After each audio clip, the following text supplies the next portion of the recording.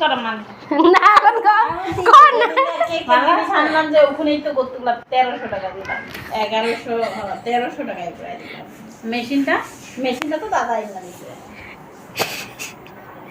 এই দেখো ঘরে ঘরে 100 টাকা ওদিকে আর হ্যাঁ 1300 টাকা বাবা কেমন দিমাগ লাগাইছে বেশি আসিল না আমার কাছে 3000 না কত আছে খেলে থাকেই না আরে ইয়েতে দিয়ে দিলাম না 25 আমি কিভাবে করবো বাবা সত্যি হ্যাঁ যে একটা কথা কিন্তু সত্যি না